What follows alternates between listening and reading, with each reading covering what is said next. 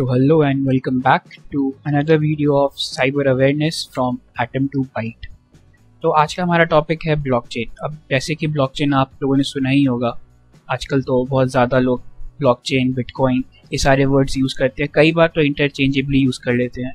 हालांकि ये गलत है क्योंकि ये दोनों काफ़ी ज़्यादा अलग चीज़ है। तो इस वीडियो में हम बेसिकली ये जानेंगे कि ब्लॉकचेन क्या होता है, बिटकॉइन क्या होता है, ब्लॉकचेन को इम्प्लीमेंट कैसे करते हैं, आखिर टेक्नोलॉजी है क्या। तो बिना टाइम वेस्ट किए हुए चलिए हम आगे बढ़ते हैं। तो सबसे पहले हम ये सोचेंगे कि आखिर ये ब्लॉकचेन होता क्या है। तो अगर आप सोचेंगे तो आपको लगेगा ब्लॉकचेन, अच्छा मतलब ये चेन ऑफ ब्लॉक्स है, लेकिन ये क्या ब्लॉक है, इसमें क्या स्टोर्ड है, ये कैसी चेन है, ये हमें नहीं समझ में आ रहा है नाम से। लेकिन हाँ, नाम से इतना आइडिया लग रहा है कि ये चेन ऑफ ब्लॉक्स है एक, ठीक है। तो आइए शुरू करते हैं आज का वीडियो।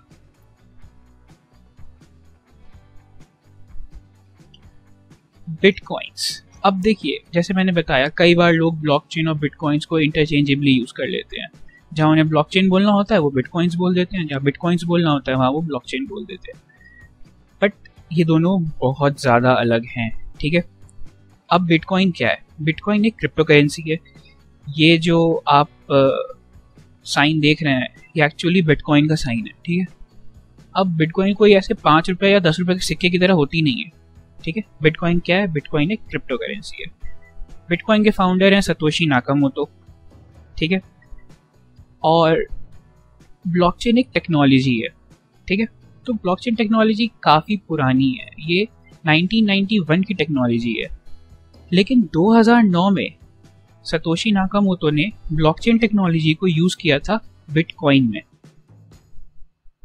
तो सतोशी जी ने क्या किया, उन्होंने एक टेक्नोलॉजी थी ब्लॉकचेन नाम की, उन्होंने उस टेक्नोलॉजी को बिटकॉइंस जो कि क्रिप्टो करेंसी है उसमें यूज़ किया, उसमें इम्प्लीमेंट किया, ठीक है। अब आप समझ रहे हैं डिफरेंस दोनों में?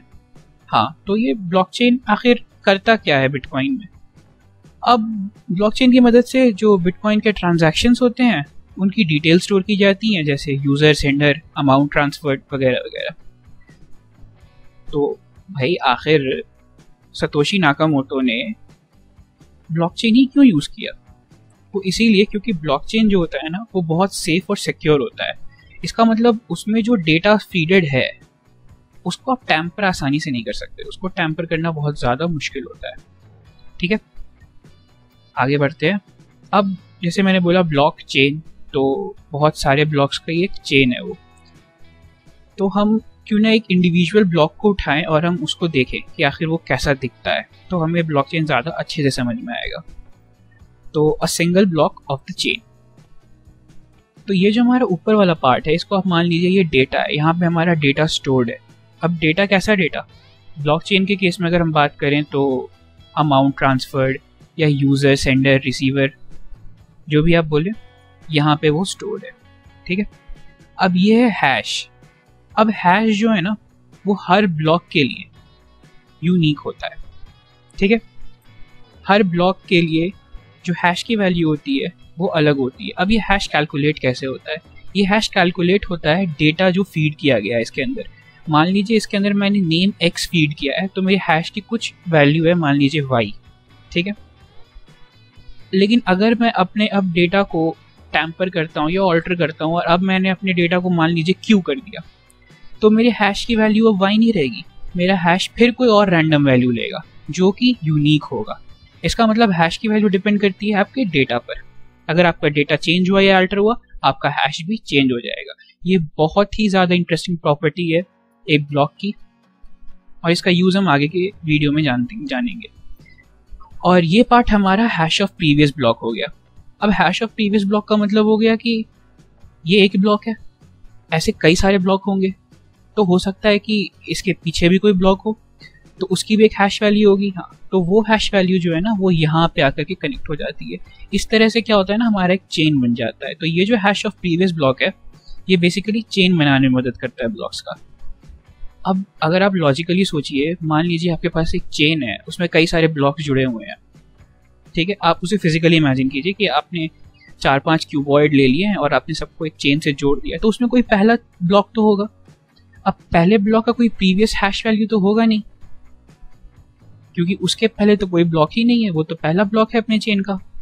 तो ऐसे ब्लॉक को जो अपने चेन का पहला ब्लॉक हो उसे कहते हैं जेनेसिस ब्लॉक। यही यहाँ लिखा गया है, the first block of the chain has no previous hash value and hence is called genesis block. ठीक है, अगर हैश वैल्यू नहीं है पहले किसी ब्लॉक की, पिछले किसी ब्लॉक की, तो वो हमारा first block of the chain है, और first block of the chain है इसका मतलब वो हमारा जेनेसिस ब्लॉक है। ठीक है, अब हैश के बारे में थोड़ा जानते हैं क्योंकि ये काफ़ी इंटरेस्टिंग चीज़ है। अब जैसे मैंने बताया था कि जो हैश की वैल्यू होती है वो डिपेंड करती है आपके डेटा पर। यहाँ पे जो आपका डेटा है, अब डेटा आपका ऑल्टर हुआ, हैश की वैल्यू आपकी ऑल्टर हो गई। और मैंने ये भी कहा था कि जो भी हैश की रैंडम वैल्यू आएगी वो यूनिक होगी।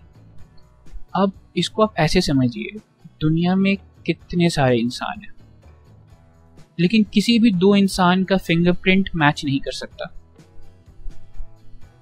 ये उनकी आइडेंटिटी का एक क्राइटेरिया हो जाता है।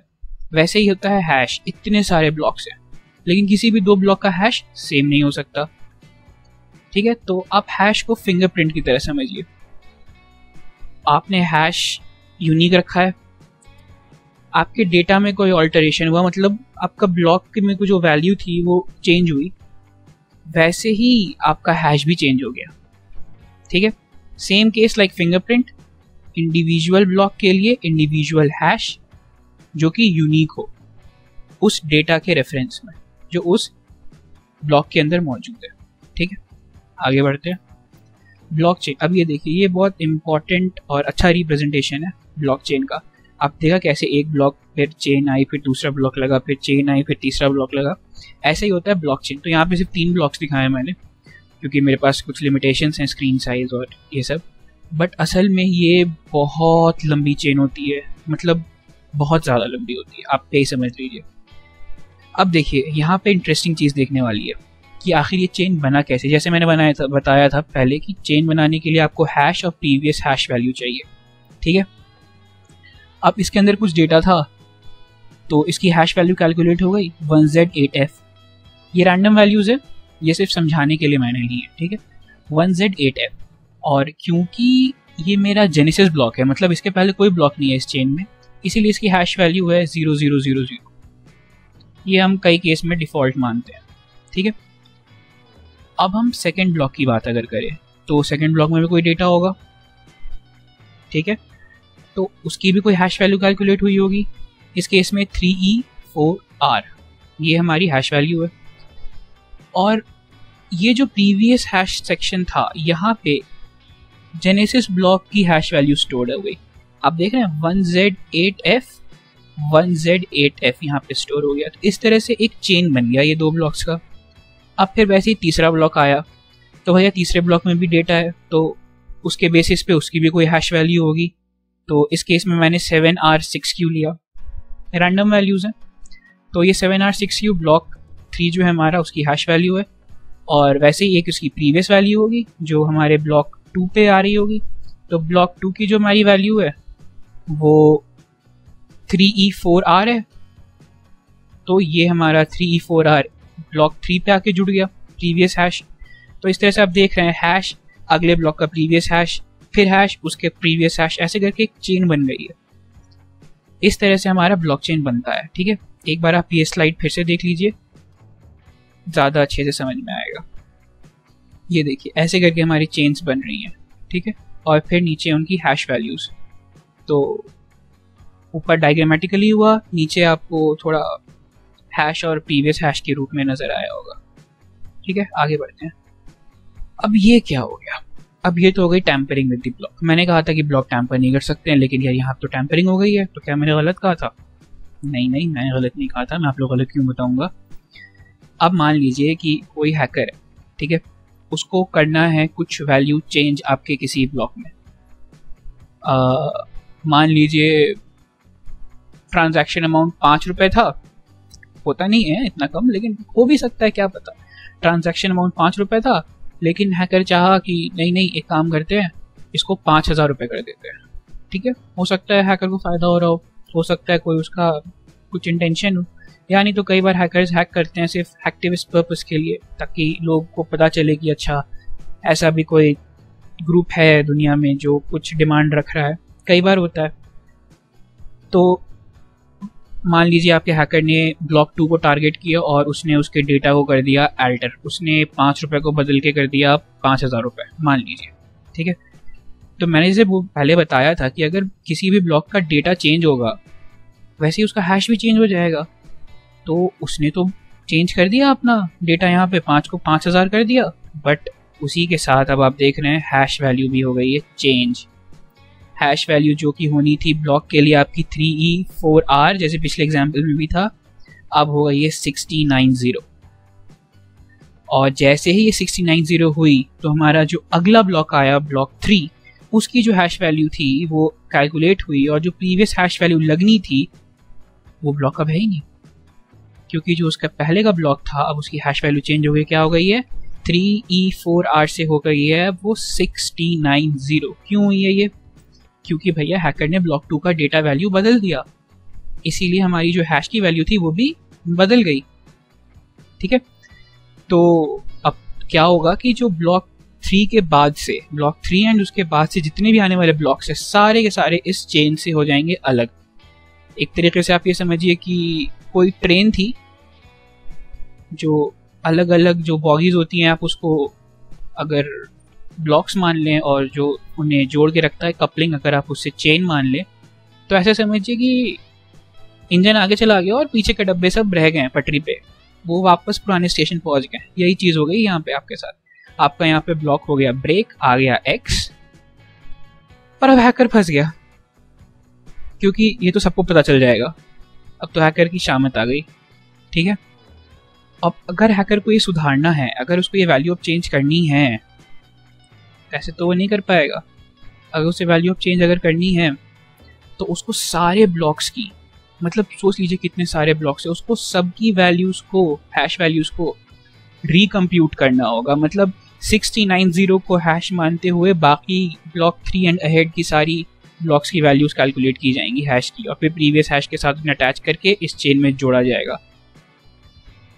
बल्कि आजकल कंप्यूटेशन बहुत फास्ट हो गई है, मतलब ओवर 1000 हैश फंक्शंस आप कंप्यूटर पे कर सकते हैं विद इन सेकेंड्स। बट फिर भी अब ये थोड़ा सा हैकर को अब थोड़ा वो सोचेगा ये करने से पहले, क्योंकि अब इसमें लग जाएगा काफ़ी ज़्यादा टाइम। तो इसीलिए होता है प्रूफ ऑफ वर्क। ब्लॉकचेन के केस में प्रूफ ऑफ वर्क का जो टाइम होता है वो होता है 10 मिनट। इसमें क्या होता है कि ब्लॉक्स के बनने की टाइम को कंट्रोल कर दिया जाता है। जैसे ब्लॉकचेन में मैंने बताया 10 मिनट होता है।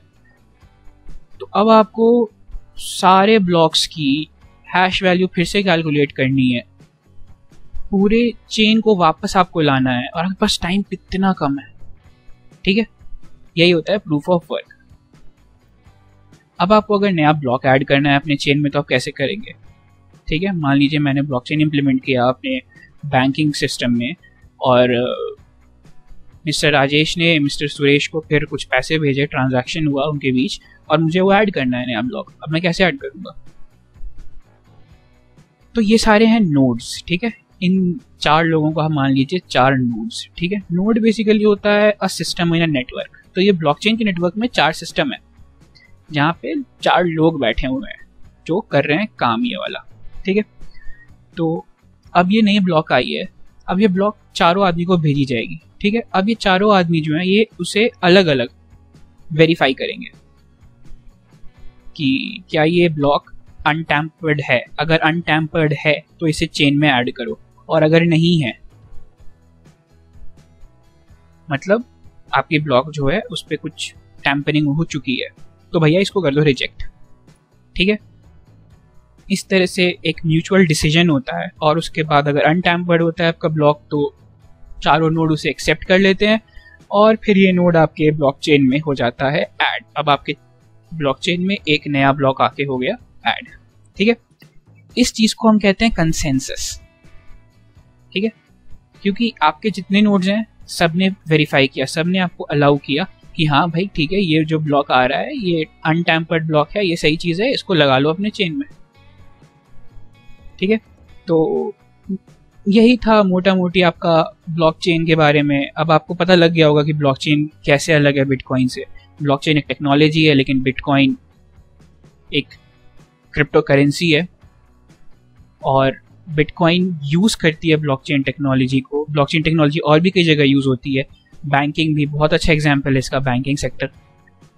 कई सारे बैंक जो हैं वो ब्लॉकचेन यूज़ करते हैं, ठीक है। और इसीलिए यूज़ करते हैं क्योंकि उसमें डेटा टैम्परिंग करना बहुत ज़्यादा मुश्किल होता है, बहुत मेहनत का काम है, हाई कंप्यूटेशनल पावर चाहिए आपको।